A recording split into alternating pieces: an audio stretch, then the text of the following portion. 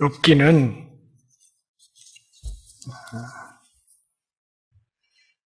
욥의 세 친구들과 욥 사이에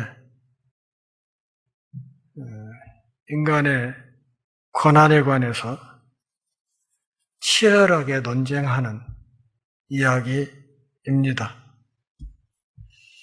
세 명의 친구들이 돌아가면서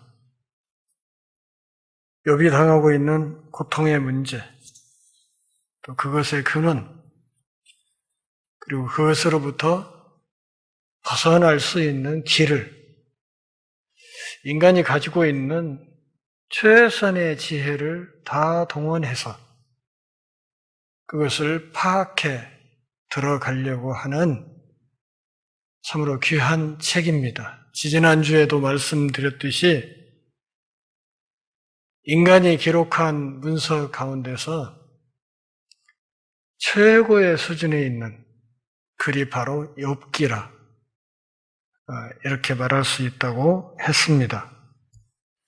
노벨상이라는 것이 고대에도 있었다면 그 노벨 문학상을 제일 먼저 탔음직한 글이 바로 욥기다 하는 것을 기억하고 이 말씀을 좀 잘 들여다볼 필요가 있습니다.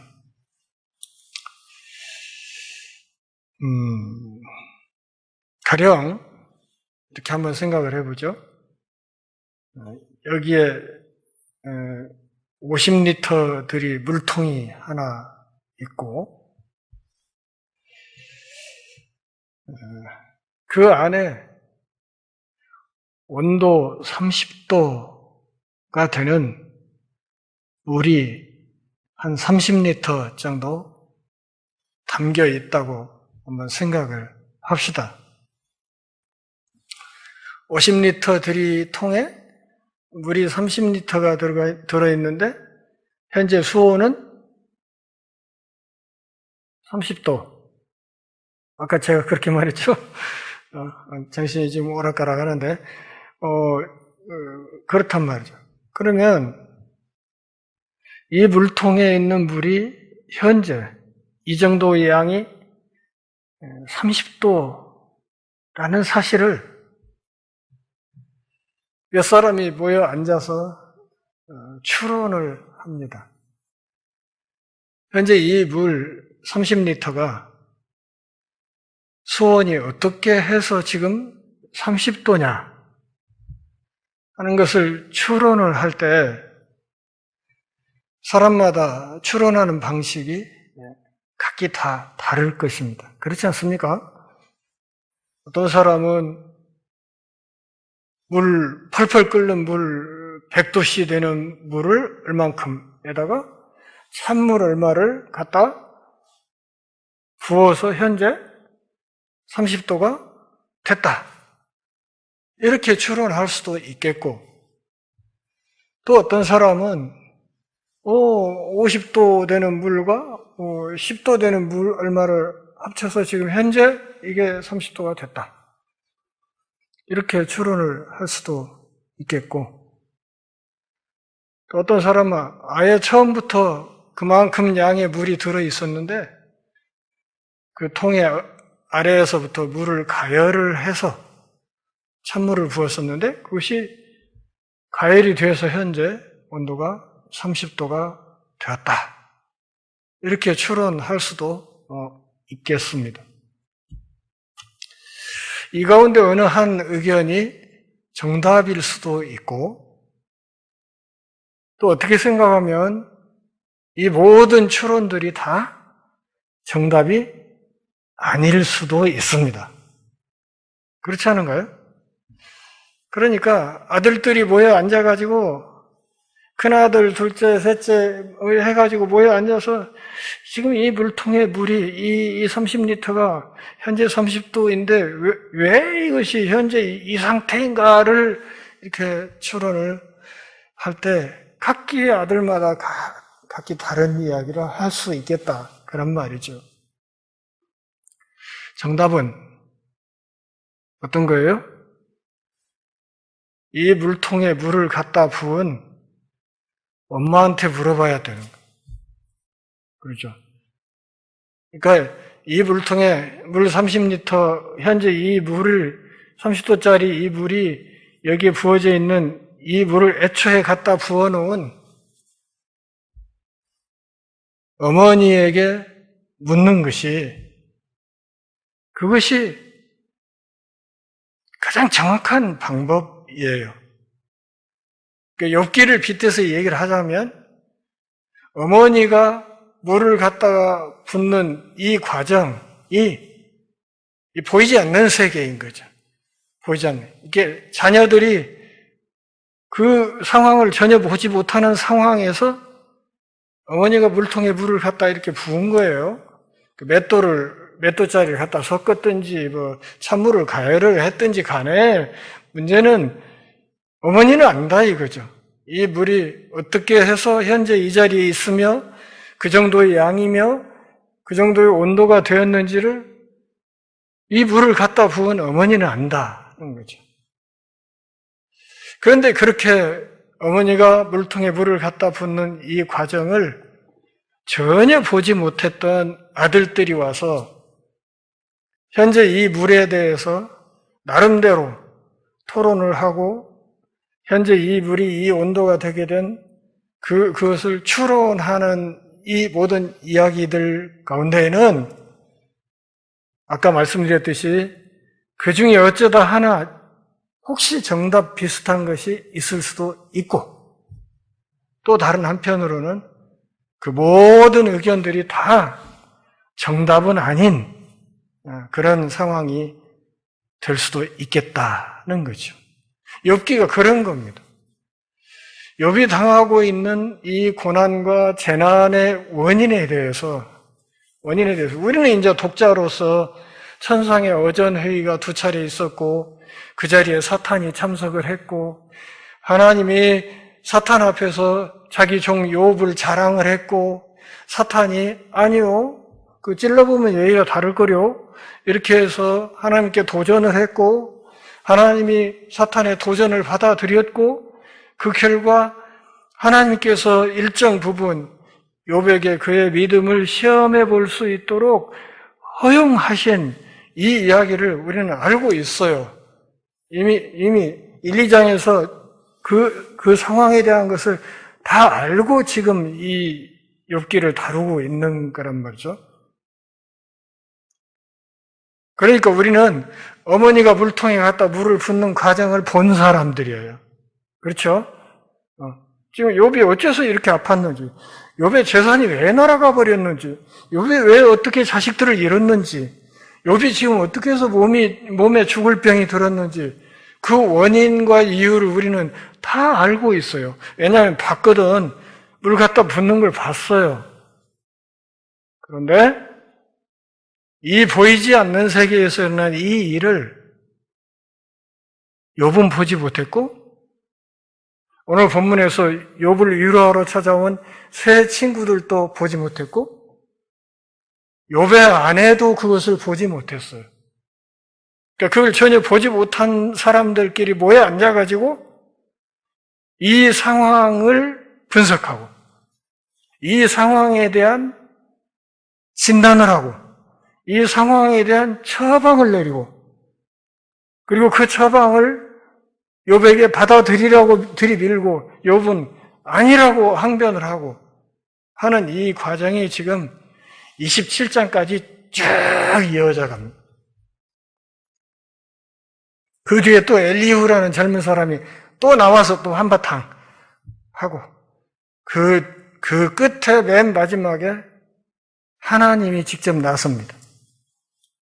하나님이 직접 나서서 아까 그 물통에 물을 갖다 부은 어머니로서의 이야기를 하는 거죠. 사실은 이렇게 해서 이렇게 해서 한 것이다. 근데 너희들이 여기까지 이렇게 한 것이 내가 한 그 모든 것을 너희들이 뭘 알아? 뭘 알고 그렇게 떠든 거야? 이렇게 해서 그들을 하나하나 이렇게 책망해 가면서 궁극적인 지혜의 길로 이끌어가는 정말 진정한 하나님의 지혜가 무엇인가를 욥에게 새롭게 가르쳐주는 그런 이야기가 욥기라 그런 말이죠. 그러니까 이제 그 3장부터 시작되는 3장에 이제 욥이 하나님 앞에 탄식하는 얘기가 차라리 죽는 게 낫다고 이제 얘기를 하는데요. 탄식하는 이야기부터 시작해갖고 그 이야기를 들은 친구들이 한 명씩 돌아가면서 이제 욥을 공박하는 거예요. 욥의 말을 듣고 욥의 말에 대해서 이렇게 하나씩 공박해 들어가고 그러고 나면 욥이 또 한마디 하고 또 이렇게 해서 전체 3라운드를 이렇게 이야기가 진행이 되게 되죠. 그러니까 보이지 않는 세계에서의 일어나는 어떤 일, 그것을 보이는 세계에서 우리가 우리의 감각기관을 통해서 확인한 소위 말하는 팩트라고 하는 그것들을 조합해서 그 궁극적인 어떤 원인을 추적하려는 시도 자체가 애초에 틀렸다 하는 거예요. 그러니까 인간의 서툰 그 머리로 하나님의 그 무한한 지혜를 어떻게 헤집어 보려고 하는 그 시도 자체가 사실은 문제라는 것이죠. 제가요, 바둑을 지금 제가 바둑이 수준이 어느 정도가 된지는 잘 모르겠어요. 근데 바둑 책도 옛날에 좀 몇 권 봤고, 포석 단계까지는 꽤 해요. 제가 포석하는 걸 이렇게 보면 사람들이 몇 단 되는 줄 알아요. 근데 중반전 넘어가면 그냥 지리멸렬 해갖고 그냥 만방으로 깨지고 그러지만, 언젠가 저희 집에 새들어 살 때 그 집주인 아저씨 하나가 자기가 바둑을 잘 둔다고 얼마나 심심했는지 저보고 한판 튀죠. 나 바둑 못 둔다고. 그냥 그러지 말고 투어. 내가 가르쳐 주면서 둘게. 투어. 그래서 안 한다고. 그래갖고는 저를 어떻게든 그 바둑판에 앉혀 놓으려고 무지하게 심심했던가 봐요, 그날. 10석점을 깔으래. 바둑판에 10석점 깔고 두어줄 테니까 그냥 한번 그 정도는 할만하잖아 뭐 해가지고 10석점 깔아놓으면요 바둑판 전체가 시커매요. 몇 점만 더 넣으면 금방 이길 것 같아요. 아무리 상대가 고수라도. 그날 어떻게 됐을까요? 10석점 깔고 제가 나중에 만방에 졌어요. 만방으로. 참 그렇게 창피한 일도 있었네요. 그러니까 그 양반이 하나님이라면 나는 그냥 하찮은 피조물이었던 거지. 우선 눈앞에 있는 몇 점 아다리 쳐갖고 따먹느라고 그냥 정신이 없었는데 엉뚱한 데다 갖다 놓고 계속 그러고 있어. 나는 여기서 2점 따먹고 있는데 딴 데다 놓고 나중에 보니까 내게 다 죽어버렸네. 하나님의 이 무한한 지혜, 이 무한한 지혜를 욥기 전체를 통해서 우리가 그 지혜의 극히 한 부분이라도 조금 더 깊이 들어가는 그런 은혜가 있어야 될 것입니다. 지난주에 2장 9절 욥의 아내가 그에게 하는 이야기가 있었죠. 당신이 그래도 자기의 온전함을 굳게 지키느냐? 하나님을 욕하고 죽어라. 무슨 말이라고 그랬어요? 그까짓 놈의 온전함이니 경건이니 신앙생활이니 뭐니 다 집어치우시라고. 다 집어치워. 신앙생활 열심히 한 꼴이 뭐야 이게. 그 결과가 뭐냐고. 그러니까 차라리 그러지 말고 당신 하나님을 저주해. 그러면 하나님이 신성모독죄로 당신을 죽여줄 거 아니야. 그 신성모독죄에 대해서 죽여주면 차라리 죽는 게 낫지. 이 꼴이 이게 뭐야? 이게 사는 거야. 하나님 욕하고 빨리 죄지라고 이런 거예요. 누구 입에서 이 말이 나와요? 욥의 아내의 입에서 그 말이 나와요. 그러니 욥이 얼마나 가슴이 아팠겠어요. 욥이. 지난주에도 제가 분명히 말씀드렸듯이 가장 무서운 시험은 가장 가까운 사람으로부터 와요. 부부 사이에 세상에서 맨 마지막까지 서로 의지하고 가야 될 사람이 누구예요? 남편이고 아내잖아요. 그러죠? 그런데 그 사람이, 사랑했던 그 사람이 신앙이고 뭐가 다 때려치고 그냥 하나님 욕하고 죽으라고, 죽는 게 낫지 않겠어? 이렇게 막말을 하고 덤비면 욥이 기댈 데가 어디가 있겠냐 그 말이지. 욥이 어디에 기대겠어요? 기댈 데가 없는 거예요. 기대야 될 마지막 성이 무너져 버린 거예요. 그래서 욥이 아내로부터도 이렇게 무지막지한 비난의 소리를 듣고, 사탄이 정말 기뻐할 만한 이야기가 자기 아내의 입에서 그냥 거침없이 쏟아져 나올 때 욥의 인간적인 실존이 얼마나 처절하게 고독했을까 하는 것을 좀 깊이 생각해 볼 필요가 있다는 거죠. 다른 사람은 다 몰라도 내 아내는 내 본질을, 내 중심을, 내 신앙을, 나의 온전함을 그래도 인정해 줄 것 같은데, 그 마지막 살을 맞대고 살았던 그 아내까지도 자신의 본질을 철저하게 짓밟아버리고 들어올 때 욥의 마음이 얼마나 처참했겠냐 그 말이죠.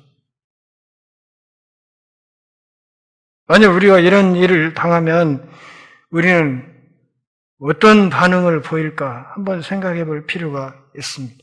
중요한 것은 이렇게 처절한 고독의 자리로 몰려갈 때 그때 비로소 우리가 하나님을 진지하게 대면하기 시작한다는 것이죠. 그때 비로소 진지하게 하나님의 지혜를 고민하기 시작한다는 것입니다. 욥의 생애가 그렇습니다. 앞으로 차근차근 살펴보겠지만 욥이 당하고 있는 고난, 그 고난으로 인한 아내의 비난, 친구들의 비판, 그리고 친구들의 공격, 이 모든 것들을 들어가면서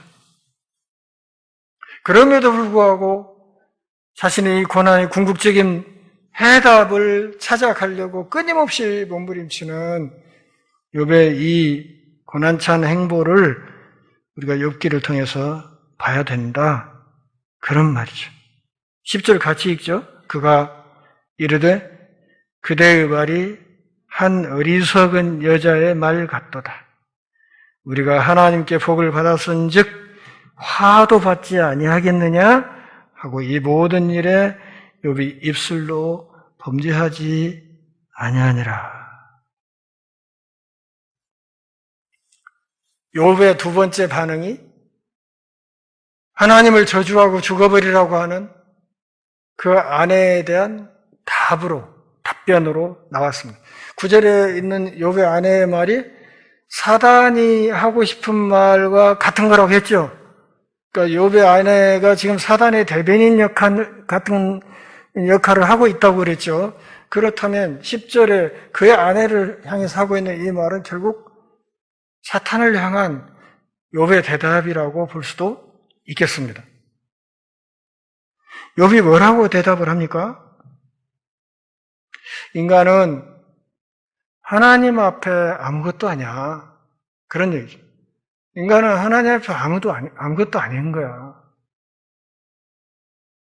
하나님이 복을 주면 복을 받고 또 어느 순간 하나님이 화를 허락하면 화를 받는 것이고 우리가 복을 받아 누리건 화를 당하건 그 모든 것이 다 하나님의 손에 달려있다.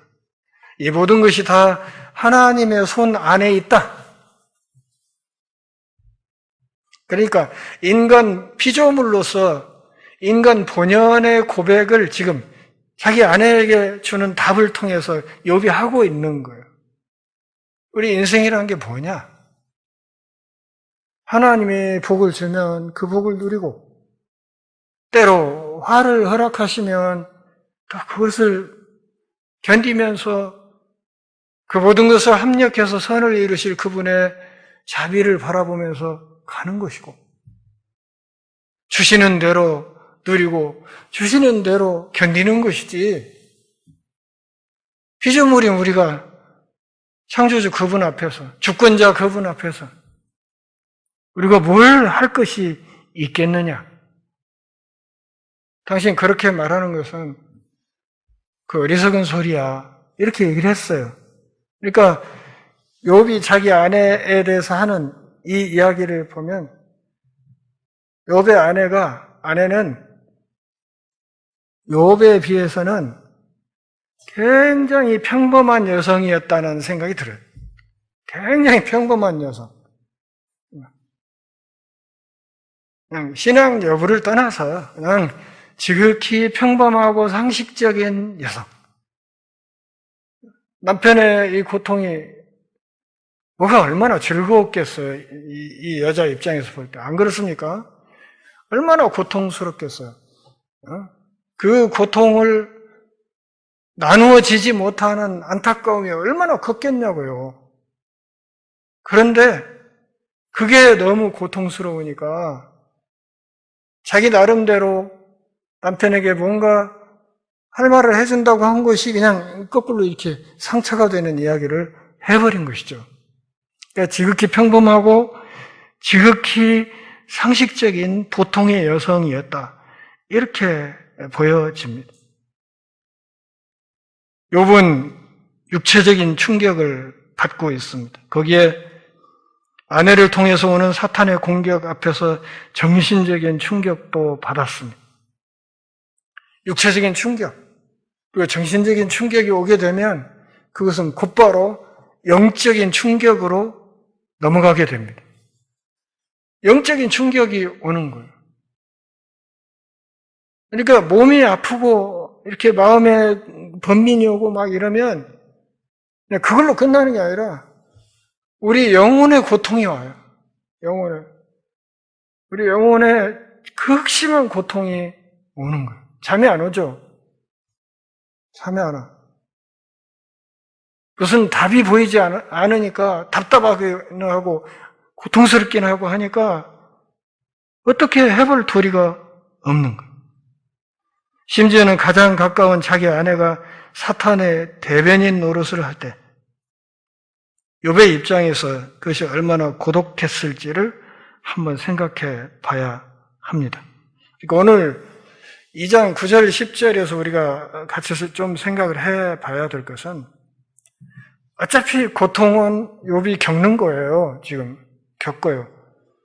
원인은 우리는 알지만 욥은 몰라. 욥의 아내도 모르고. 그런 상황에서 9절 10절을 보면 욥의 태도와 욥의 아내의 태도라는 두 갈래의 신앙의 길이 나타난다는 것을 알 수 있어요. 그렇죠? 두 갈래. 하나는 그냥 현재 당하고 있는 상황에 초점을 맞춰가지고 그 자체에 푹 빠져버리는 그런 상황, 경우가 있겠고, 또 다른 하나는 욥처럼 그럼에도 불구하고 좀 더 다른 차원에서 이 고통을 조명하고 싶어 하는 또 다른 길이 있다, 그런 말이죠. 사탄이 가장 견디기 힘들어하는 것은 하나님 그분이 우리들의 신앙과 경건의 이유가 되는 것입니다. 더 간단히 말하면 사탄이 제일 힘들어하는 것은 우리가 하나님을 제대로 믿어버리는 거예요. 그게 진짜 힘들어하는 거예요. 우리가 예배하는 것, 우리가 기도하는 것, 우리가 찬양하는 것, 나가서 전도하는 것, 이 모든 일들을 사탄이 제일 싫어해요. 제일 괴로워하죠. 저희가 싫어하는 그것을 그러기에 우리가 하지 못하게 하려고 굉장히 노력을 하는 것이죠. 할 수만 있으면 예배 못하게, 할 수만 있으면 기도 못하게, 할 수만 있으면 찬양 못하게, 그런 거죠. 어떻게든 전도 못하게 방해를 하는 거예요.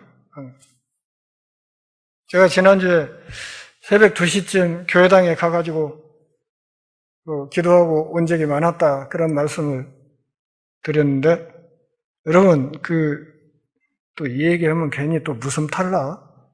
좀 조심스럽긴 한데, 새벽 2시쯤 되고 불 완전히 꺼진 교회당에 가서 혼자 가만히 앉아있으면 앉아있을만 해요. 아무렇지도 않아요. 그런데요, 어느 한순간 이제 기도를 해야지 하고 눈을 감고 고개를 숙이고 기도를 딱 하려고 하면 갑자기 누가 뒤에 와서 목덜미를 꽉 조이는 것 같은 그런 느낌이 아주 강하게 올 때가 있어요. 기도 못하게 방해하는 거죠. 눈 뜨고 있으면 아무렇지도 않아요.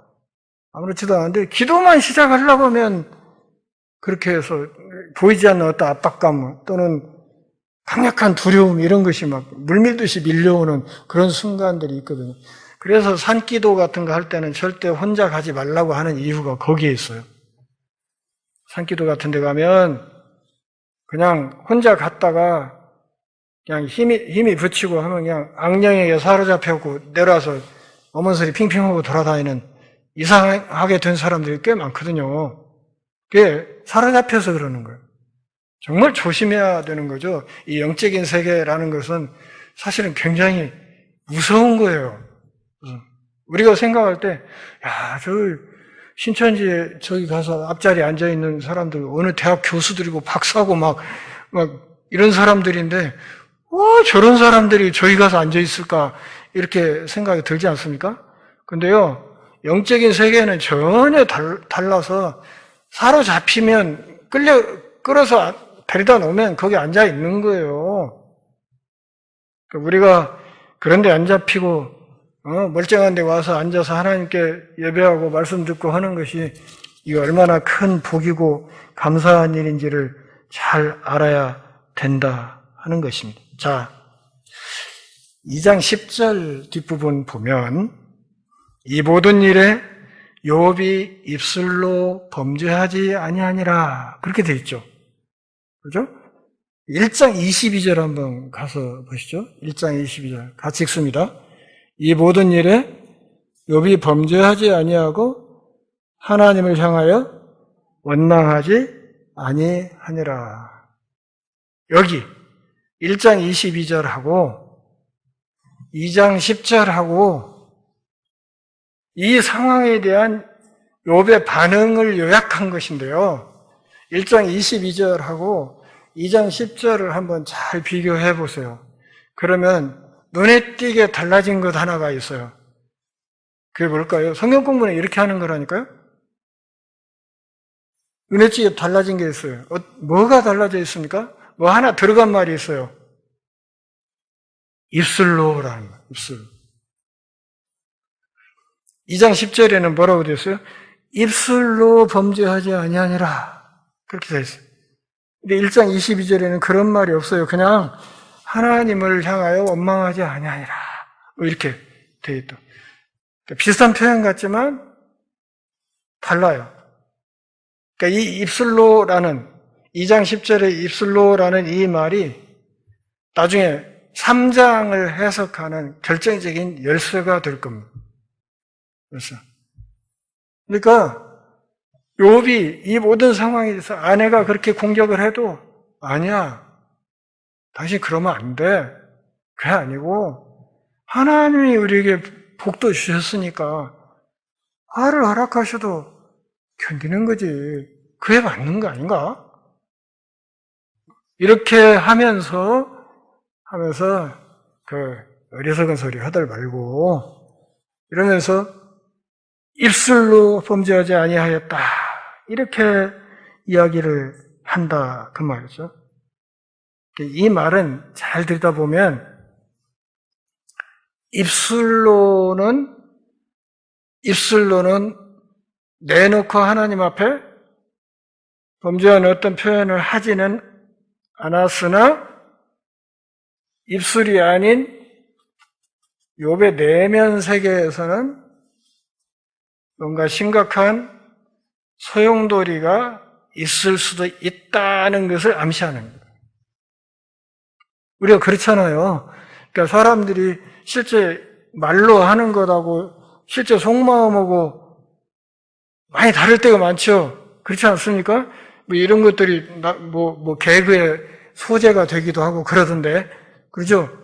그러니까 입술로 실제 내뱉는 말과 그 말 이면에 있는 숨겨진 마음하고는 전혀 다를 때도 있잖아요. 그렇기 때문에 욥기 기자가 여기 2장 10절에서 굳이 입술로라는 말을 기입을 한 이유는, 그러면 입술이 아닌 나머지는 이런 의문부호를 붙여넣는 것이다. 입술이 아닌 욥의 속마음은, 욥의 깊은 속마음은 그러면 어땠을까에 대한 궁금증을 우리에게 유발시키면서 그 다음 이야기를 이어간다. 그러면 입술로는 차마 뭐라고 못했지만, 그러면 욥의 내면에는, 욥의 깊은 속마음에서는 그러면 혹시 어떤 소용돌이가 있지 않았을까? 이것을 이렇게 추정하게 만드는 것인데, 그 실체가 3장에 아주 적나라하게 나옵니다. 적나라하게. 3장의 이야기를 한마디로 요약하면 뭐예요? 하나님 왜 나를 낳으셨나요? 이런 옛날 그 유행가 가사 있었잖아요. 어머님 왜 나를 낳으셨나요? 뭐 이런 노래가 있었지 않습니까? 그런 것처럼 왜 나를 태어나게 했습니까? 차라리 죽는 게 낫지. 죽여줍소서. 이런 이야기가 3장에 그냥 쫙 나오거든요. 그러니까 차마 입술로는 하나님 앞에 어떻게 못하는 상황이지만 욥의 내면에서는 아주 심각한 그 감정의 소용돌이가 지금 잠재하고 있다 하는 것을 암시하는 겁니다. 그것이 이제 3장에 가면 그 보이지 않았던 욥의 그 감정의 찌꺼기가 3장에서 그대로 배설이 되는 것을 우리가 확인을 할 수 있습니다. 입술로 범죄하지 아니하니라. 그러면 입술로는 그랬다 치고 그러면 그 속마음은 어땠을까? 이런 거죠. 속마음은 어땠을 것 같아? 이렇게 의문부 남겨놓고 지금 그 다음 이야기를 이어갑니다. 2장 11절부터 13절까지는 욥기 서문의 마지막 단락이에요. 마지막 단락인데 이제 드디어 1, 2장에서는 이제 연극으로 치면 무대에 누가 올라왔었어요? 하나님, 사탄, 천사들, 이렇게 천상의 어전회의가 2번 있었고, 그러죠? 또 사탄이 내려와서 막 악한 세력 동원해가지고 막 욥의 재산 날려버리고, 자식들 다 죽여버리고, 욥의 몸이 막 병들게 하는 이런 이야기가 지금 2장까지 쫙 펼쳐졌잖아요. 펼쳐졌어요. 이제 무대가 바뀌면서 이 무대에 욥의 3명의 친구가 등장합니다.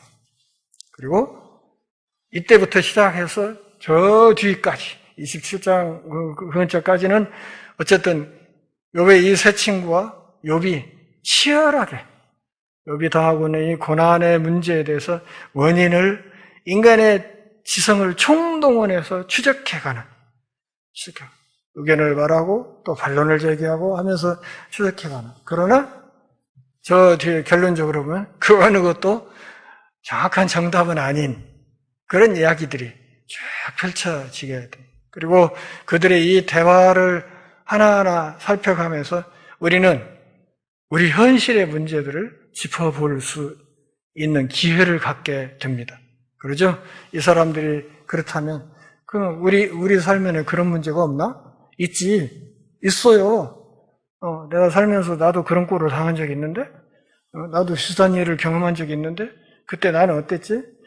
앞으로 또 이런 일이 닥치면 우리는 어떻게 해야 되지? 이런 것들을 정말 실감나게 고민할 수 있는 성경이 없기라.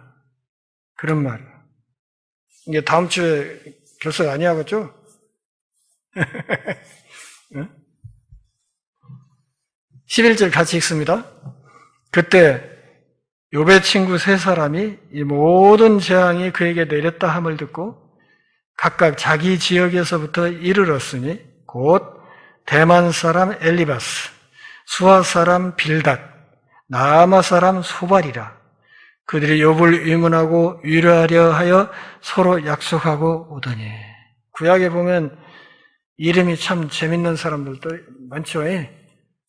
소발, 삼손, 웃자고 하는 얘기예요. 요즘식으로 말하면 욥은 꽤 국제적인 인물이었다고 생각이 돼요. 여기 있는 대만, 수아, 나아마 이런 지명들은 작은 부족 국가들이라고 보여지거든요.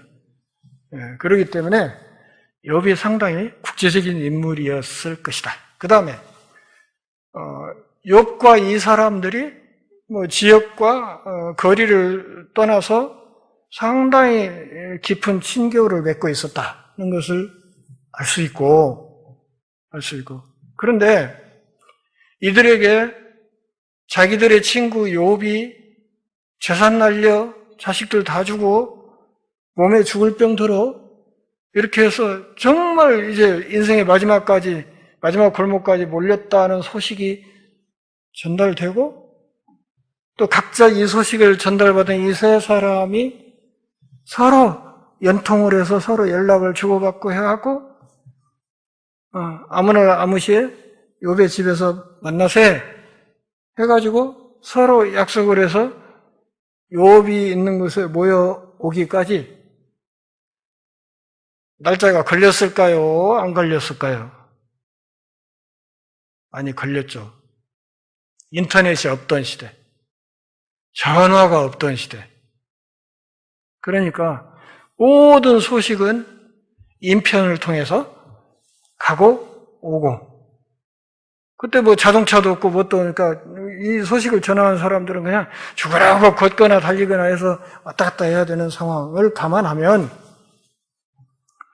이 사람들에게 욥의 이 처절한 상황이 전달되고 그 소식을 듣고 고민하다가 또 세 사람이 서로 자기들끼리 연락을 하고 그렇게 해서 욥한테 욥 한번 찾아가자 서로 약속을 하고 이렇게 오는데 세월이 꽤 갔을 거다 그 말이죠.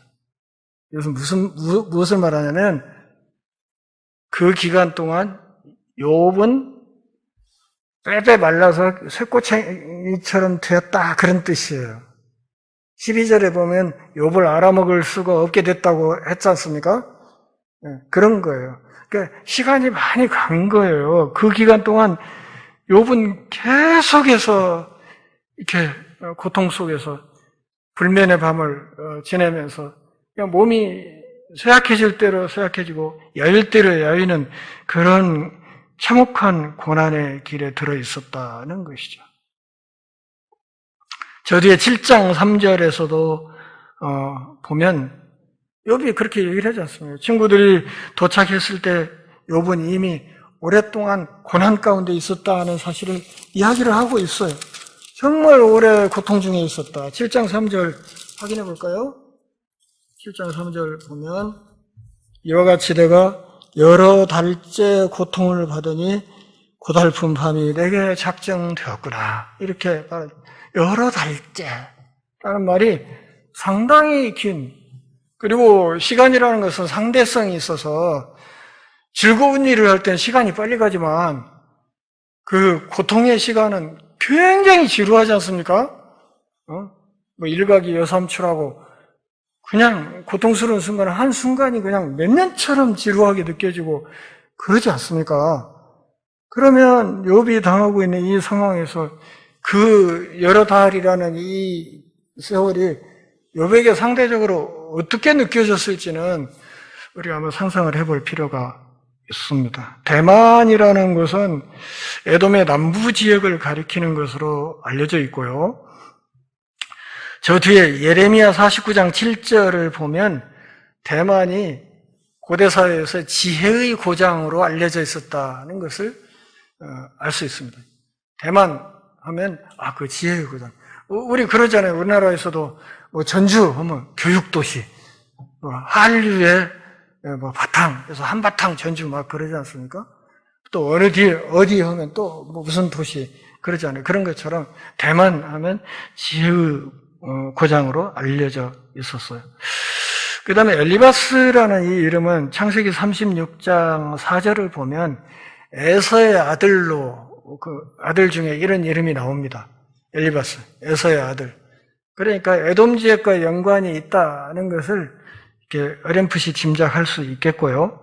그 다음에 수아 사람 빌닷 그랬는데 수아는 창세기 25장 2절을 보면 아브라함과 그의 후처인 그두라 사이에서 태어난 아들 이름 가운데 수아가 있어요.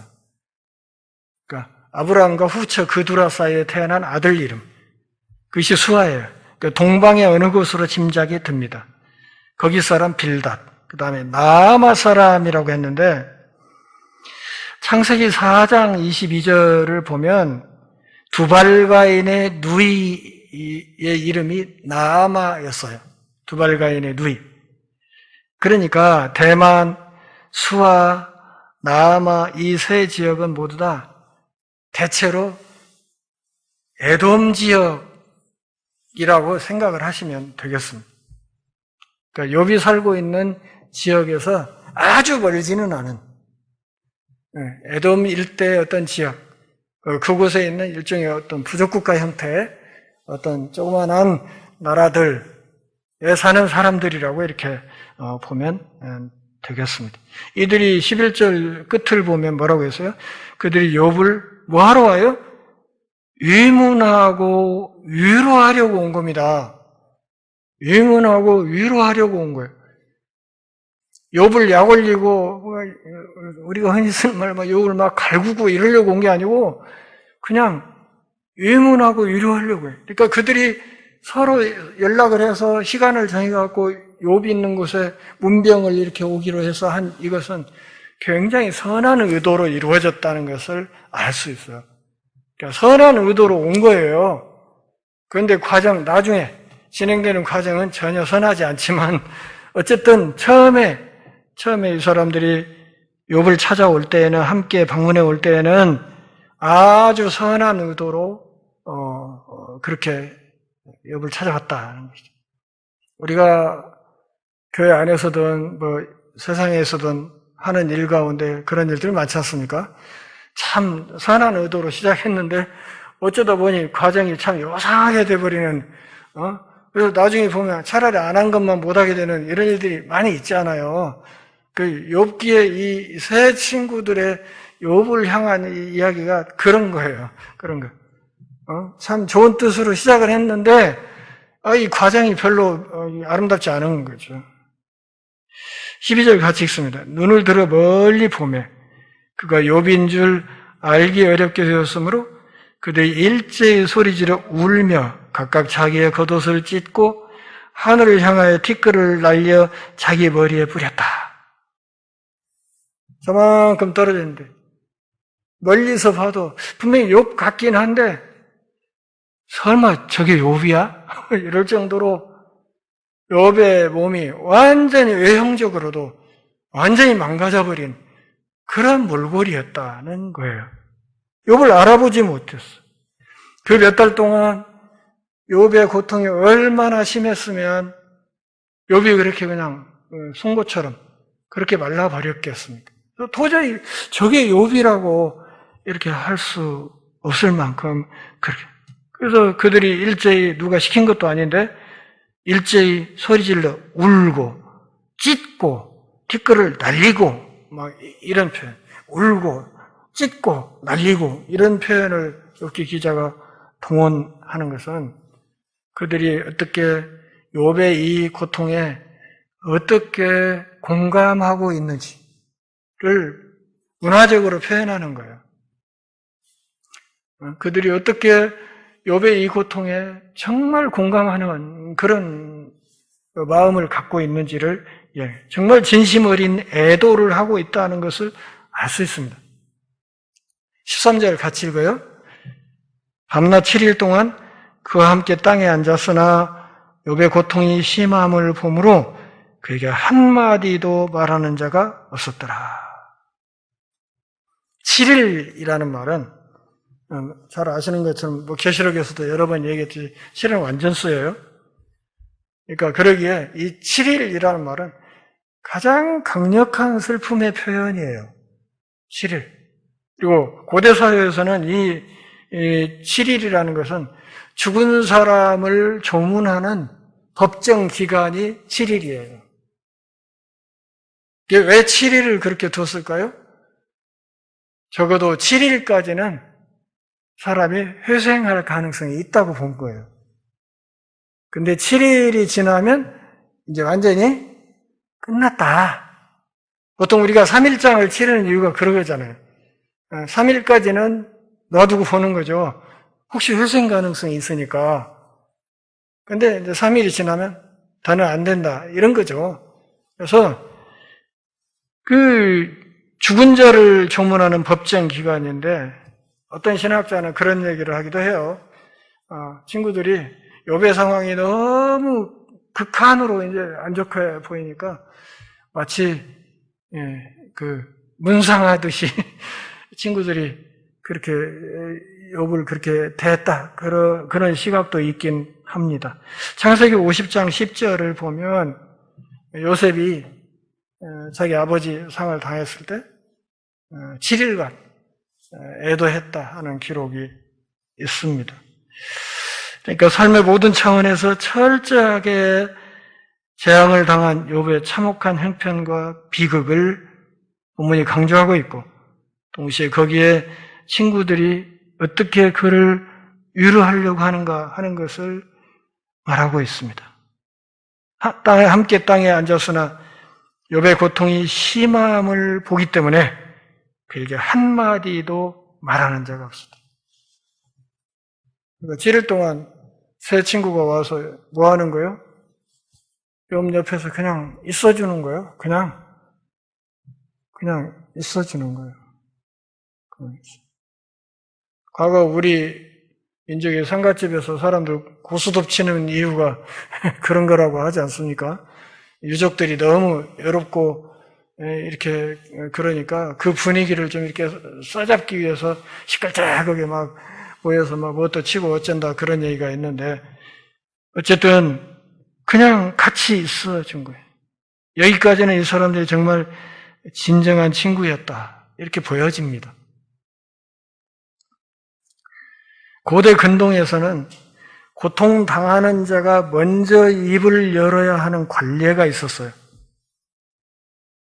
그러니까 욥이 말을 하기 전에 친구들이 먼저 입을 여는 사람이 없었다는 얘기죠. 여기까지는 고대사의 관행을 따라서 친구로서의 예의를 잘 지켰어요. 그리고 드디어 3장에 가면 이제 욥이 고난당하고 있는 당사자인 욥이 입을 엽니다.